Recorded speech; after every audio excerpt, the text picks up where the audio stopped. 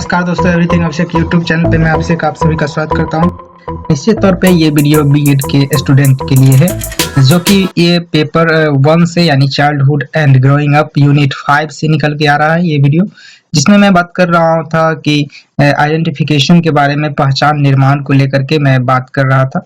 पिछले वीडियो में मैं बता रहा था कि आपको पहचान निर्माण किस तरीके से होता है, और इसमें हम बताऊंगा आपको कि आइडेंटिटी फॉर्मेशन के जो कुछ मेन पहलुए हैं उसको क्या निकल के आता है, मेन पॉइंट है जिसके थ्रू आप समझ सकेंगे कि पहचान का निर्माण किस तरीके से होता है। ये बात हम जानेंगे इसमें। तो इसके पहले वाले वीडियो में हम डेफिनेशन देखे थे, और इसमें देखेंगे कि आइडेंटिटी फॉर्मेशन जो मानव में, व्यक्ति में किस तरीके से होता है। इस विषय को हम जानने की कोशिश करेंगे।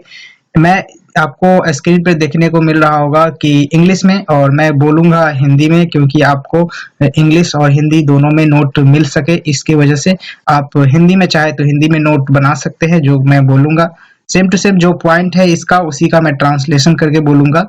शायद हिंदी में इसका और डिस्क्राइब करके भी बोलूंगा, और इंग्लिश में जो बोलूंगा वो आपके सामने स्क्रीन पे शो हो रहे होंगे। फिलहाल वीडियो शुरू करते हैं। वीडियो अच्छा लगे तो लाइक कर दीजिएगा, शेयर कर लीजिएगा दोस्तों के साथ, और मेरे चैनल पे नए हैं तो सब्सक्राइब कर लीजिएगा इसी प्रकार के वीडियो देखने के लिए। चलिए शुरू करते हैं। इसमें पहला पॉइंट जो निकल के आता है कि आइडेंटिटी फॉर्मेशन से निकल के आता है, कहता है कि pieces of the person sexual identity include a sense of continuity, a sense of uniqueness from other and scene of application affiliation. देख सकते हैं, ये कह रहा है कि जब किसी व्यक्ति की हम वास्तविकता की जो पहचान निरंतरता की भावना की एक पड़ाव है। ये कहता है कि जो व्यक्ति की वास्तविक पहचान जो है वह निरंतरता की भावना का जो एक पड़ाव है। यह भावना जो शामिल है दूसरों से वास्तविकता विशिष्टता, दूसरों से क्या तो विशिष्टता और संबद्धता से, जो व्यक्ति में विशिष्टता लाता है। ये कहता है ये पॉइंट कि जब व्यक्ति में यूनिकनेस की जो उत्पत्ति होती है, जिसके कारण व्यक्ति को समाज में, परिवार में और देश में, राज्य में, हर एक जगह उसको पहचान मिलता है, एप्लीकेशन मिलता है उसको। तो ये कहता है पहला पॉइंट। और दूसरा पॉइंट निकल के आता है इसी के साथ कि identities are the form on many levels, micro, meso, macro and global. देख सकते हैं, ये पॉइंट कह रहा है कि जो आइडेंटिटी का फॉर्मेशन होता है ये होता है मेनी लेवल के, बहुत सारे स्तर को लेकर के। ये सूक्ष्म स्तर पे होता है, बड़ा स्तर पे होता है, व्यापक स्तर पे होता है, और अति सूक्ष्म लेवल पे के साथ जो है ग्लोबली यानी सांसारिक तौर पर भी पहचान का निर्माण बनता है। ये पॉइंट निकल के आता है आइडेंटिटी फॉर्मेशन से। दूसरा नेक्स्ट पॉइंट निकल के आता है कि द माइक्रो लेवल, ये कह रहा है कि the micro level is self definition and relationship to people and issues as seen from a person or individual perspective। ये कह रहा है यहाँ पे कि जब किसी व्यक्ति या व्यक्तिगत दृष्टिकोण के रूप में आत्म परिभाषा और संबंधों के मुद्दों को दर्शाता है। ये जो पहचान का निर्माण होता है वह क्या करता है, तो किसी व्यक्ति या व्यक्तित्व के व्यक्तिगत दृष्टिकोण के रूप में आत्म परिभाषा और संबंध के जो मुद्दे हैं, जो इश्यूज हैं, उसको क्या करता है तो दर्शाता है, उसको शो आउट करता है। यहाँ देख सकते हैं निश्चित रूप से नेक्स्ट पॉइंट में निकल के आ रहा है कि the meso level is where our identities are viewed form and questioned from our intermediate, देख सकते हैं, कम्युनिटीज एंड और देख सकते हैं आवर फैमिलीज। तो ये कह रहा है यहाँ पे कि छोटे स्तर पर पहचान जहाँ देखी और बनाई जाती है, साथ साथ पूछी जाती है, वो तात्कालिक रूप से समुदाय और परिवार की होता है, परिवार ही होता है, जिससे कि व्यक्ति को पहचान निर्माण कराने में बेहद अहम भूमिका निभाता है। तो इसी में से ये पॉइंट निकल के आ रहा था। उसके बाद नेक्स्ट पॉइंट को जब हम देखते हैं, नेक्स्ट पॉइंट निकल के आता है कि macro are the connections among and between individuals issues and group as a view from a national perspective. ये कह रहा था कि व्यक्तियों एवं मुद्दों के बीच एक सूक्ष्म संबंध है जो कि सामूहिक रूप से राष्ट्रीय दृष्टिकोण रखता है, जिससे कि व्यक्ति में एक सूक्ष्म तरीके से उसमें पहचान की निर्माण हो सके। नेक्स्ट पॉइंट जो निकल के आता है यहाँ पे कि lastly the global level is connections among and between individuals issues and groups from a world wide perspective. ये कह रहा है कि जब अंततः वैश्विक स्तर पर जब हम देखते हैं, जब वैश्विक स्तर पर व्यक्ति एवं मुद्दों के बीच, व्यक्ति एवं जो इश्यूज हैं उनके बीच संबंध है, जो कह रहा है कि व्यक्तियों एवं मुद्दों यानी कि इश्यूज हैं उनके बीच एक संबंध है जो दुनिया भर के दृष्टिकोण से संबंध रखता है। यहाँ पर कह रहा है कि lastly the global level is connections among the end between individual issues and group from a world wide perspective. तो ये कह रहा था कि जब वैश्विक स्तर पर आप किसी भी इश्यूज को देखते हैं तो वो निश्चित रूप से व्यक्ति से जुड़ा होता है, और साथ ही साथ देखें तो ये एक वैश्विक स्तर पर ग्रुप से निकल के आता है। नेक्स्ट पॉइंट निकल के आता है यहाँ पे कि देख सकते हैं आपके सामने मैं नेक्स्ट पॉइंट लेकर के आता हूँ, यहाँ पे देख सकते हैं। हाँ, यहाँ पे तो it's begin in infancy with the appearance of attachment, the development of sense of self and emerge of independence. It ends with a life review and integration in old as. ये कह रहा है यहाँ पे कि यह पहचान की भावना जो है अशक्तता शैशव अवस्था से शुरू हो जाती है। ये जो अवस्था है, ये जो अपीयरेंस है, जो अपीयरेंस हो जाता है कब से, तो डेवलपमेंट इन सेंस सेल्फ और and the emergence of independence. It ends with a life review and integration in old age। ये कह रहा है कि यह पहचान की भावना या अशक्तता मतलब जो आपके इस अंदर जो उस चीज की अनुभूति हो गई, उस ज्ञान की, उस पहचान की जो आ गया, ये कह रहा है अशक्तता मतलब ये हुआ, और शैशवावस्था में कुछ शुरू हो जाता है। ये जो पहचान की भावना है और आसक्ता, जिसे कि आप जानने को जिज्ञासा जिसको बोल सकते हैं आसक्ता को, तो ये आपको शैशवावस्था से ही शुरू हो जाता है। स्व की भावना का विकास और स्वतंत्रता का उदय सब जो है, ये उदय सब जो है, तो ये सब जो शैशवावस्था से ही शुरू हो जाता है, जो बुढ़ापे के जीवन की समीक्षा एवं एकीकरण के साथ समाप्त हो जाता है।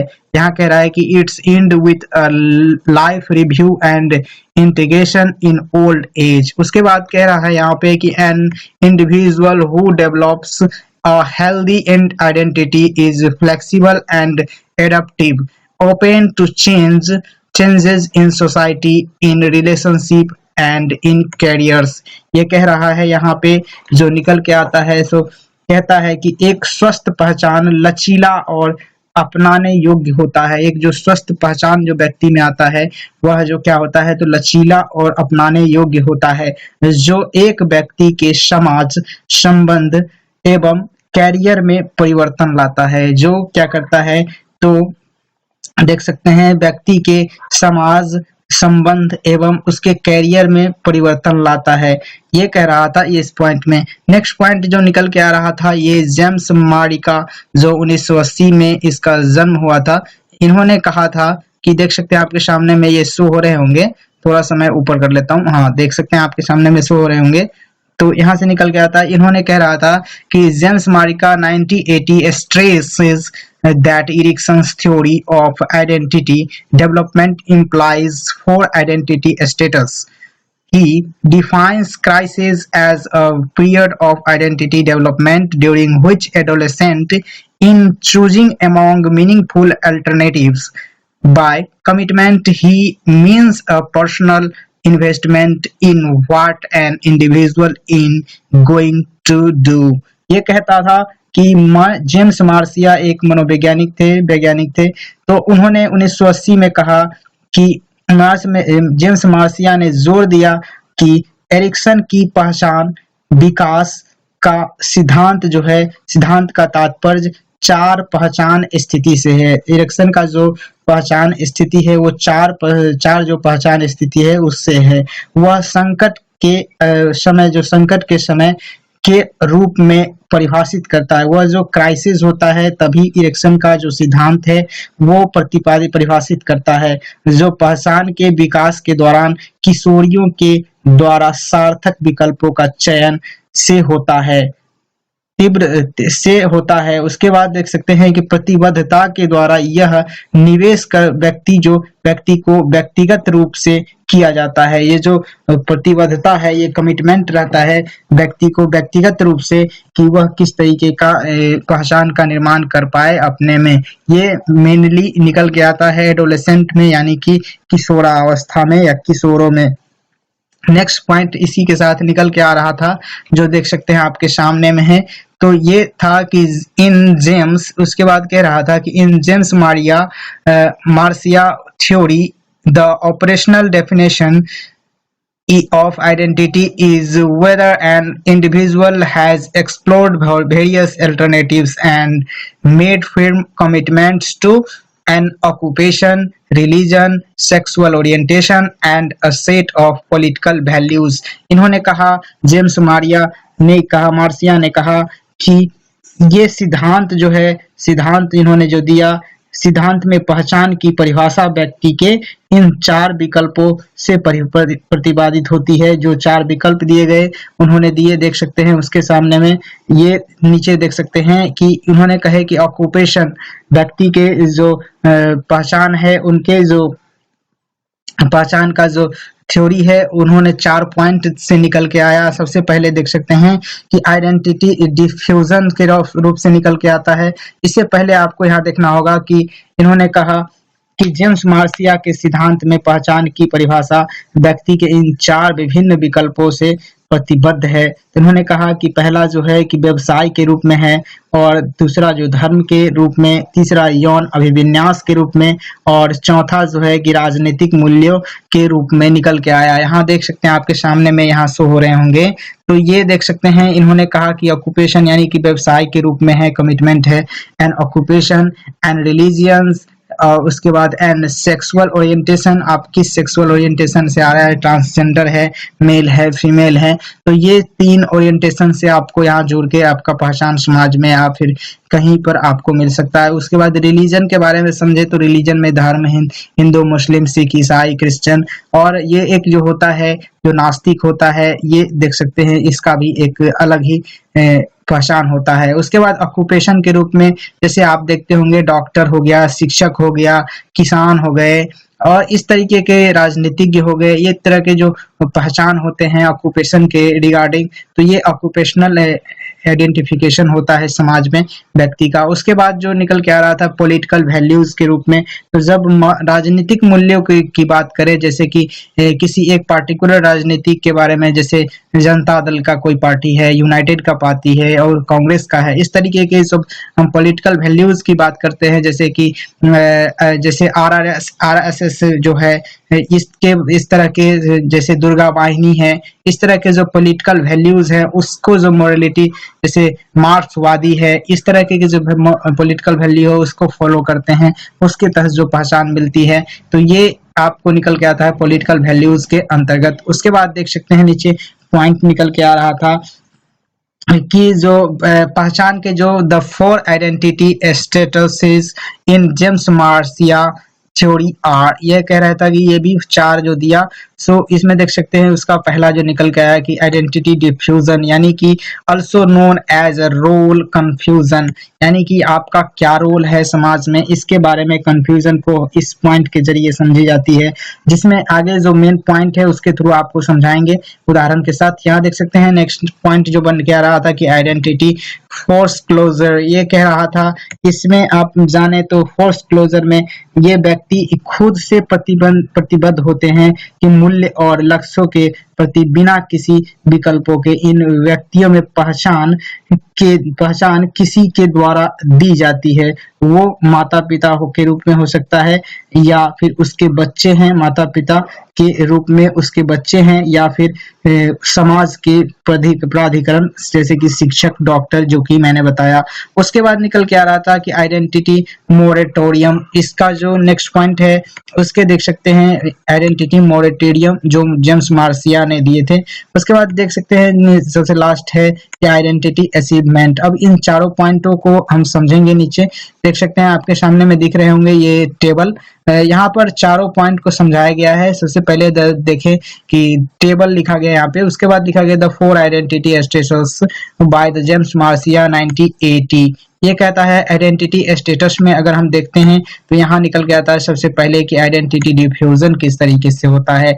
इसको समझेंगे कि identity diffused individual lacks clear declaration direction. उसके बाद कह रहा है कि they are not committed to values goal never have explored alternatives.